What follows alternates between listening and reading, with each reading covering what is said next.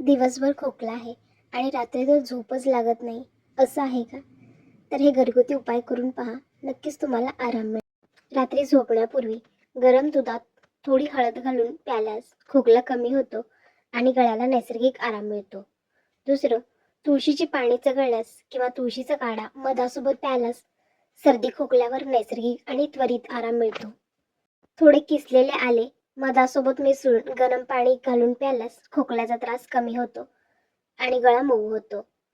चौथं, मिठाच्या गुळण्या. गरम पाण्यात अर्धा चमचा मीठ मिसळून गुळण्या करा. यामुळे गळ्याची खाज कमी होते आणि खोकल्यावर नैसर्गिक आराम मिळतो. पुढचा उपाय आहे वाफ घेणे. गरम पाण्याच्या वाफेत श्वास घेतल्याने श्वसनमार्ग मोकळे होतात, गळ्याला आराम भेटतो आणि कफ सहज बाहेर पडतो. पुढचा उपाय आहे लिंबू, मध आणि गरम पाणी. लिंबूचा रस, मध आणि गरम पाणी मिसळून प्यायल्यास कोरड्या खोकल्यावर नैसर्गिक आणि त्वरित आराम मिळते.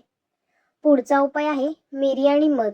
थोडी मिरी पावडर मधात मिसळून सेवन केल्याने घशातील खवखव कमी होते आणि श्वास घेणे सुलभ होते. पुढचा उपाय आहे कांदा अधिक मध. कांद्याचा रस मधासोबत प्यायल्यास कफयुक्त खोकल्यावर आराम मिळतो आणि गळा मऊ होतो. या सर्व उपायांमध्ये नैसर्गिक घटक आहेत, त्यामुळे दुष्परिणाम कमी असतात. पण तरीही गंभीर खोकला असल्यास किंवा ताप, श्वासोच्छवासाच्या समस्या असल्यास डॉक्टरांचा सल्ला नक्की घ्यावा. धन्यवाद.